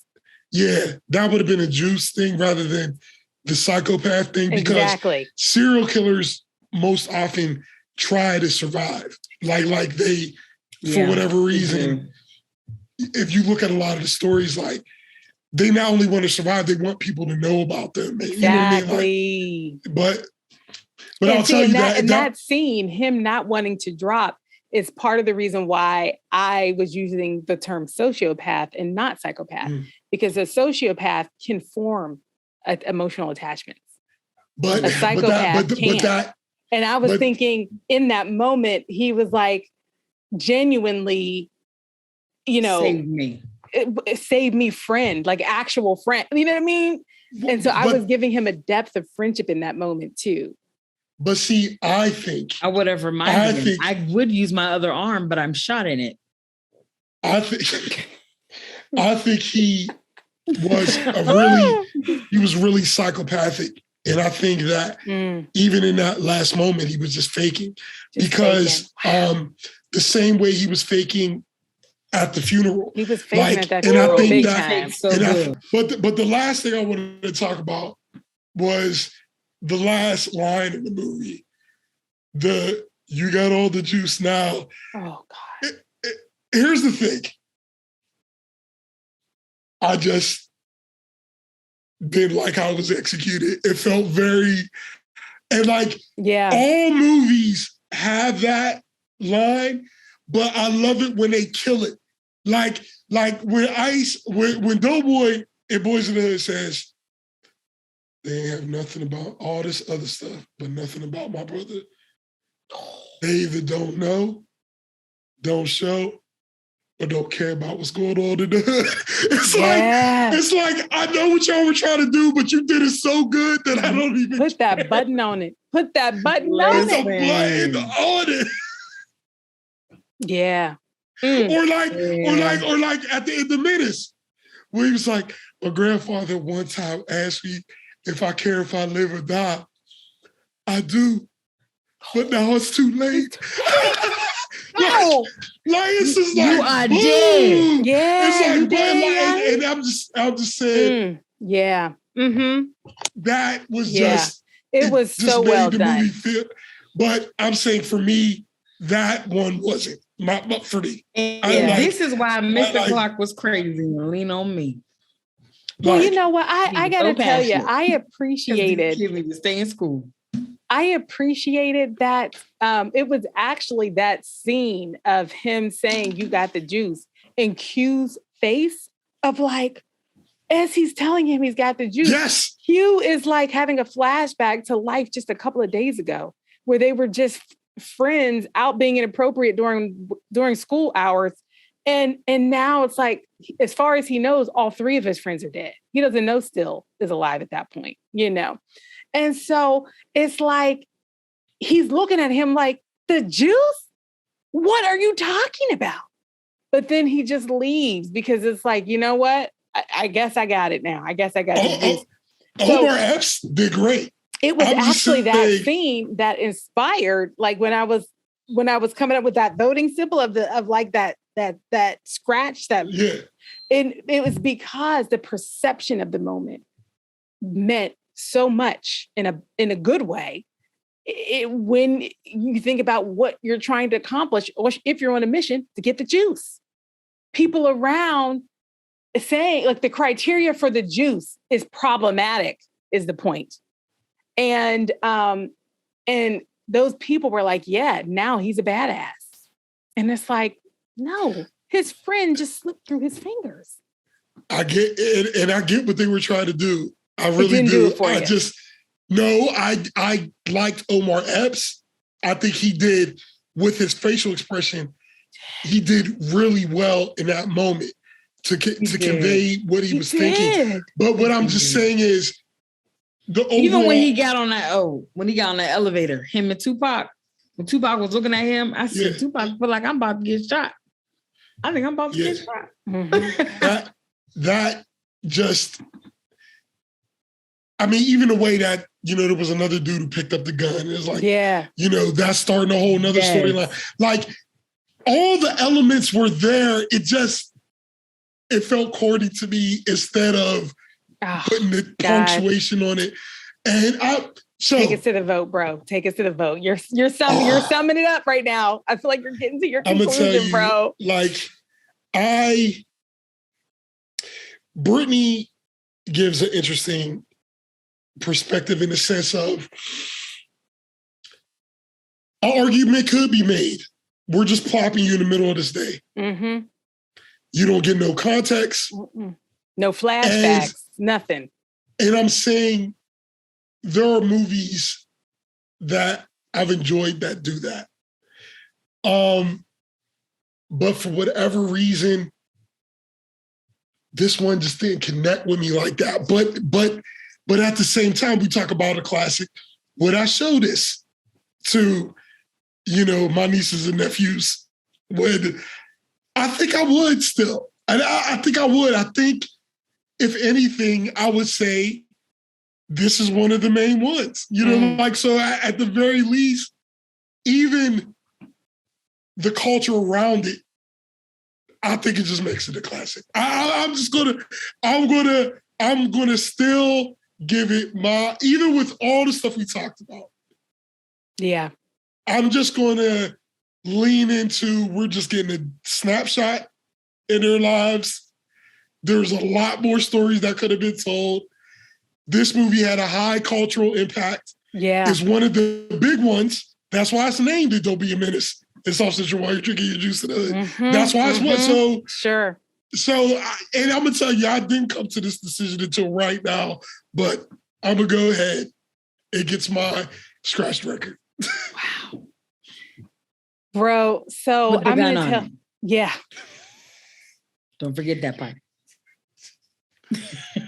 I need a timeout button for Toads. Where I can push it and it gives her like a 45-second timeout. That's me frozen on my timeout. Yeah, for our audio, you know. She just did a robot. Yeah, she did the robot. Brittany put herself in a robot pose and then froze herself. Yes. She just did it again. She's doing it right now. All right.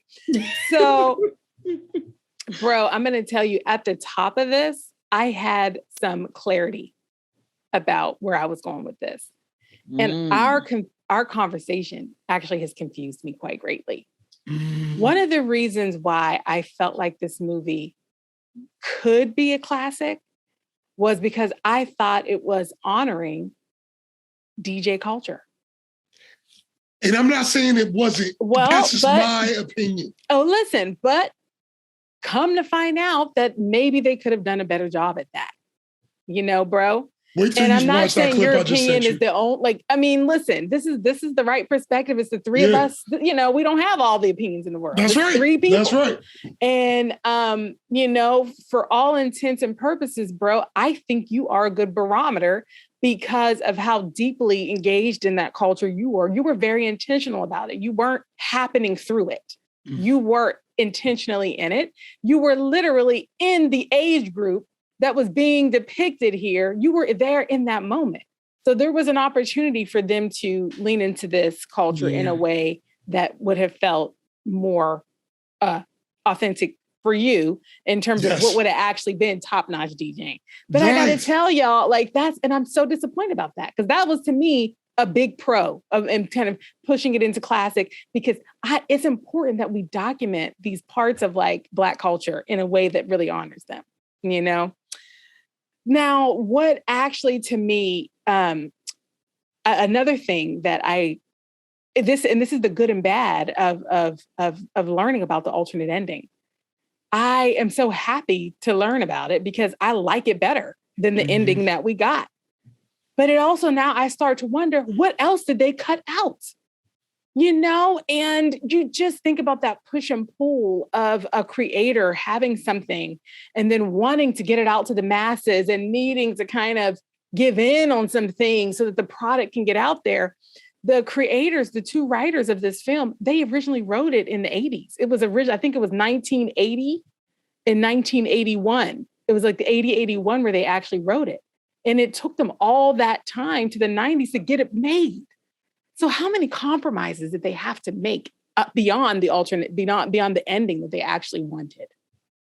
And so again, there's like, we'll never know what the film could have been if the actual creators had just been able to do what they want to do. And knowing that really top-notch ending was actually their intended ending, gosh, what was that raw write-up like? And it's so funny how that would be, that they would take that ending out, but they kept in this confusing narrative about his girlfriend. Okay. Thank you. That should have hit the cutting room floor immediately. So, or you also wonder though, what got put in? There are things that could have been taken out, things that could have been put in. So I almost wish we could just hear from them about that. What else? How else was this different from what you originally intended? Yeah. Now, what to me remains true? What remains true is that these actors did their thing. Okay. These portrayals were great. That core 4, they did a great job. Tupac, boy, you were unhinged. You were unhinged. You just were. Omar Epps, I got to tell you, his performance in this movie was to me better than some, and I'm a fan of his. It was better than some performances we've seen in other things. Okay. And so I got to tell y'all that the acting of those 4 main characters, to me, it is a huge part of why I might watch this movie again. You know, and we always think about that as a criteria, as Aubrey was saying. It's like, well, we watch it again, you know. Now, here's the last thing I'll say. If this movie was just on, would I stop and watch it? Is like a cherished movie that I now have, you know, in my heart and in my mind. I would not. I wouldn't just watch it, you know, and as much as I respect it, I wouldn't just watch it. So I just have such mixed feelings about it. That DJ culture piece was a huge reason why I was very ready to make it a classic at the top of this. And now I'm just so confused because I don't feel as bought in anymore. And I'm sending you all 3 DJ videos, and I'm demanding that you watch all 3. Bro, should I put them in the comments of the when we post this too? You don't have to put them in the comments. You could put them in the in the description. Yeah. Sure. Thanks, sis. But I just want you to have. Yeah. So we can have that reference in my head. What I'm talking about. Yeah. Well, gosh, we got to decide right now. All right. All things considered, and including the fact that we've had a chance to hear the words through that article from Complex, to hear the words of that creator of, we got a sense of what his intention was. And his intention was to create a movie about juice, and Brittany's framing of it being just a moment. It's a moment in a more complex story. And we don't have everything that led into it. And we don't know everything that happened after. Okay. Oh gosh, all things considered, y'all, I think I would still make this movie a classic. I think I would still make it a classic. And I will say that I wonder if I would reconsider that once I have seen more of the Hood films. Well, let's put a pin in it. Hopefully I've only seen a handful at this point. Given the handful that I've seen, this one is not as good as some of them. No, it's not. Just in terms of clarity of story. And that's all I'm talking about. It's that clarity of story. Yeah. That's where it's not meeting where these other ones that we have seen, Boys in the Hood, like it's not getting to that level of storytelling. But I couldn't call this a bad movie. I can't say that they failed. I can't say the acting wasn't great. I can't say it was good. And it deserves its place, I think, in the list of classics. It does. So I'm sorry, y'all. I'm hemming and hawing because it's hard. It's a hard one. It's a hard one, but I'm going to go ahead and give it my scratch record. Nice. With a gun on it. I was just about to say. I know you were. All right. Y'all, this one's tough. This one's tough. This one's tough. I'm sitting here. I didn't have words for it until we were talking. But it was like, wait, why is this happening? Why is that happening? But I will say that it caught me completely off guard when he shot Raheem.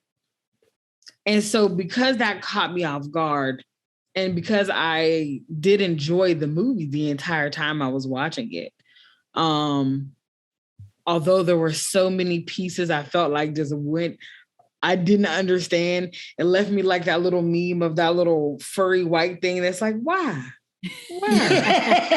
What? Why? Like that's how I was feeling. Like, why is this happening? And so even though it left me with those feelings, I still thought the story was unique in the sense of, what do you do when you have a sociopath in the hood? What things didn't we see when he was growing up? Mm-hmm.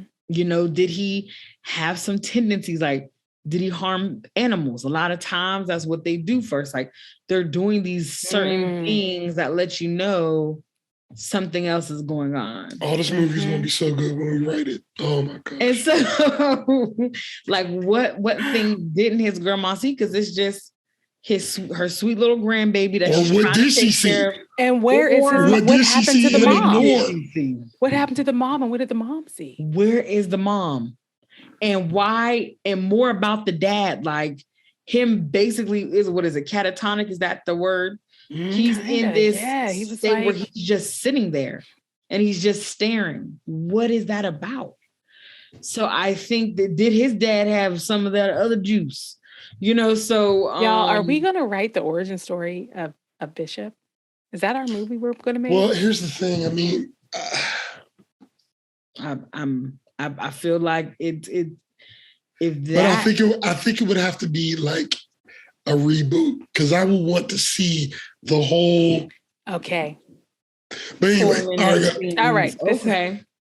But I will say, just based off of that, I don't know if I would show this to my kids.